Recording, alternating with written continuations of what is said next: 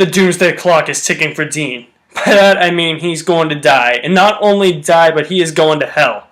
Like, literally, he is going to hell. Like, he is going down under. If you don't believe me, just watch the season.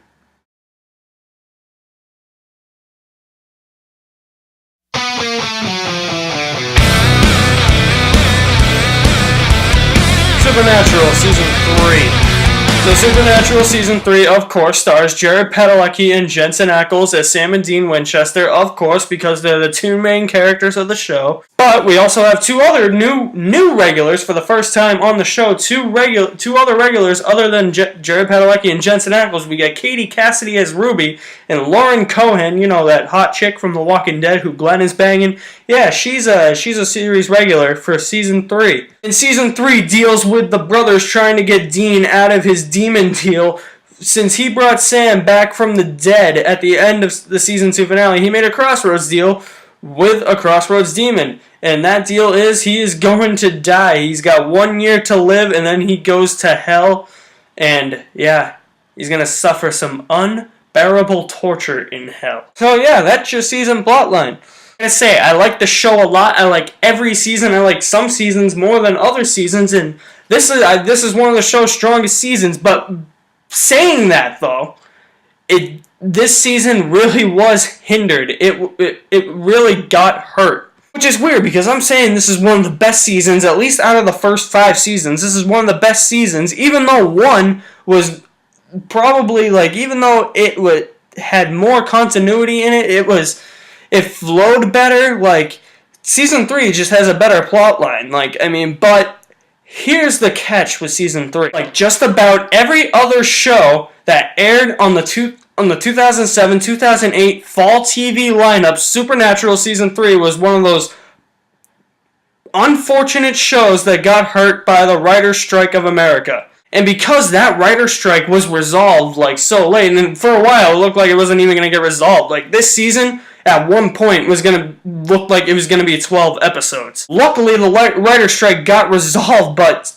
Season 3 of Supernatural wasn't a full 22-episode season. It got reduced by 6 episodes, so this is only 16 episodes, thanks to the fucking writer's strike. Thank you very much. What I'm about to say is a negative about Season 3, but it's also kind of nitpicking, because it's not really the producers or, like, the show's fault itself. Like, it kind of is, but it's more of the writer's strike's fault. Because since this season got reduced by 6 episodes, everything was just wrapped up at the end in the very last episode, and it all felt so rushed and abrupt. You're just like, whoa, wait.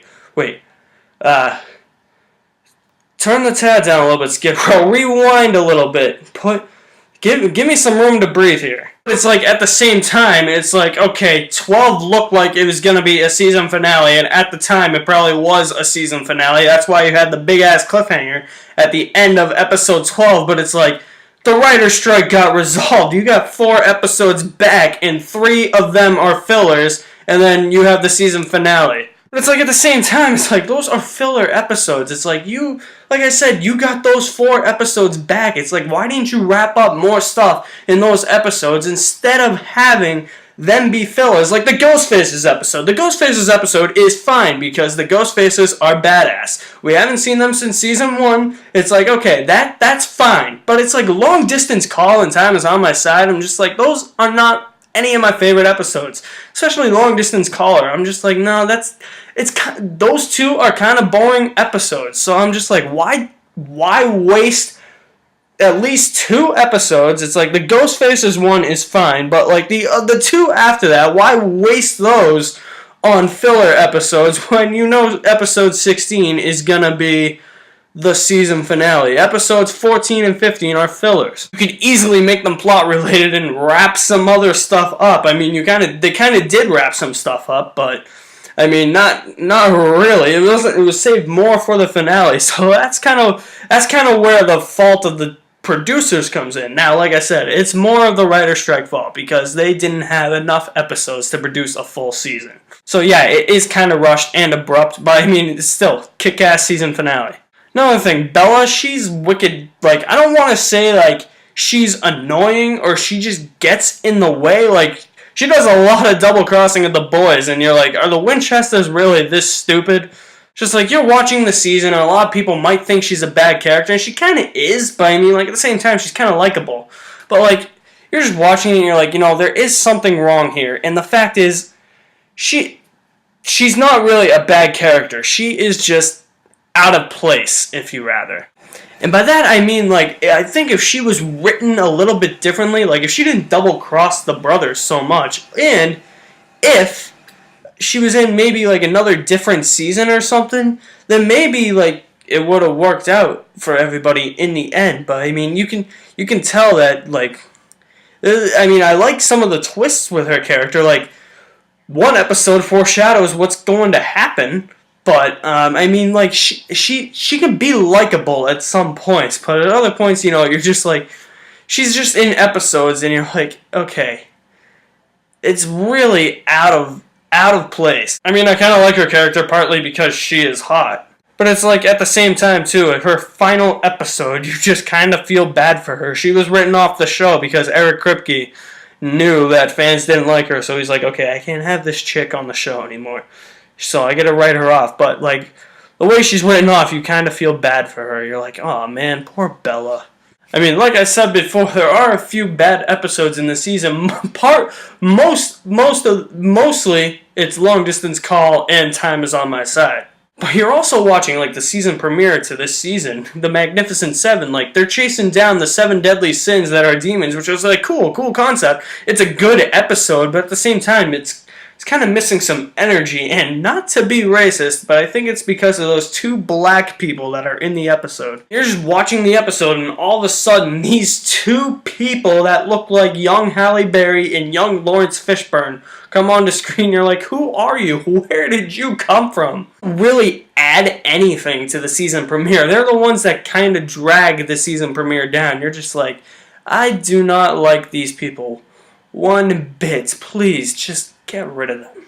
Another one, Red Sky at Morning, even though I do like it better each time I watch it, it is, I don't want to say it's a bad episode, it's decent. And that's the one that kind of foreshadows what happens to Bella. You'll figure out when you watch it. But it's not a very memorable episode. It's not bad either, so just keep that in mind. Honestly, best 3 episodes of the season, episodes 10, 11, and 12, yeah. I'm finally getting somewhere. We're getting to the positive stage of the review. Like, Dream a Little Dream of Me, which is episode 10, is probably one of the best episodes the show has ever produced. It's a good Bobby episode. It's a good Brothers episode, too. It's also got a nice Bella scene. But, like, it also shows what will happen to Dean if he dies. It foreshadows his going to hell, like, if he goes to hell. Also, it foreshadows another event that happens in Season 9, now that Season 9 premiered. This scene that I am talking about right now that I won't spoil has so much more meaning now that Season 9 is out. I will talk about that more in the Season 9 review. But, like, this scene comes on and you're watching it and you're just thinking to yourself, holy shit, Dean, do whatever you can to stay alive. Don't become that monster. Okay, another thing. Sam, yeah, He's messed up in this season. Sam's a very messed up character. He's messed up because he trusts a demon. I just realized that. I honestly thought there was nothing messed up about Sam in this season, but there is something messed up. He trusts a demon.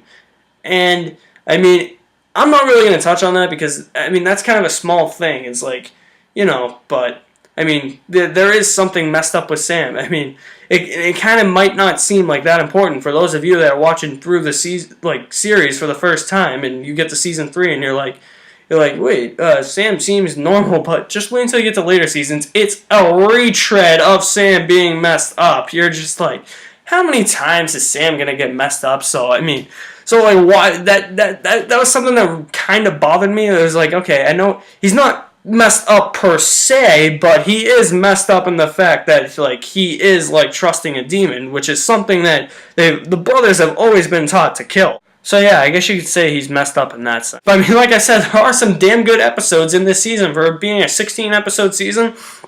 Dude, episode 10, I was just talking about Dream a Little Dream of Me. Fantastic. The one after that, Mystery Spot, brings back the Trickster classic episode. Just in Bello, what could have been the final episode of the season? Holy shit went down in that episode, and let me tell you, actually probably would have worked good as a season finale. Episode 2, the kids are alright. Very good episode. Actually, 2 of the characters in that episode become important later in the show. Hands down, best filler episode of the season. A very supernatural Christmas. Best holiday episode ever produced on any TV show. Because it's like they're hunting this monster like the two brothers always do, and then at the end they sit down and they celebrate Christmas, because they haven't done it for like their whole lives pretty much. End of that episode is such a heartfelt, touching moment, because you're like, oh, finally, these guys can take a break, finally enjoy themselves, enjoy Christmas. Their whole family's gone, they're all they got, two brothers celebrating Christmas. Aww. Yeah, another thing I really liked about this season, Dean doesn't seem to care that he's dying. This dude's like, screw hunting, I'm gonna drink, party, have sex, have fun every day of my life. Sam, I am going to Six Flags. You probably don't want to come. If you don't want to come, screw you. I am going on King to Cut at Six Flags Great Adventure, and you can't come because I know how to enjoy myself because I have 1 year to live. Well, yes, Sammy, I do care about trying to get myself out of the demon deal so I don't have to die in a year, but I need to enjoy myself. Forgot to mention this before, but hands down, best episode of the season, No Rest for the Wicked. Even though a lot of shit is rushed and it feels abrupt, best episode of the season. So to sum up season 3, the writer's strike does hurt. It takes away 6 episodes from it. They get 4 back. 3 of them are fillers. 2 of them probably could have been used for plot episodes. Bella kind of feels out of place in the season. Some of the filler episodes, there's not as many fun episodes in this season as there probably should have been, especially long distance call, and time is on my side. But I mean, all the other episodes are fun, especially like 10, 11, 12, 16, which is the season finale. I mean, the season finale is the best episode of the season. I mean, I like the fact that Dean's like, yeah, he's still there. He cares that he's gonna die, but he wants to live life a little bit. Overall, I will say season 3 is better than season 1, but I like season 2 better than 3 because season 3, pretty much, it's just because of the writer's strike. That is why I like it a lot less. Saying it's a bad season, it's a very good season, but dude, that fucking writer's strike, had to kill it. So Team Bella or Team Ruby, whichever character you like, drop me a comment in the comments section of this video. And as always, for more reviews on music, movies, video games, and TV shows, don't forget to hit the subscribe button. Dad's gone. He's never coming back. So what do you say we kill some evil sons of bitches and we raise a little hell?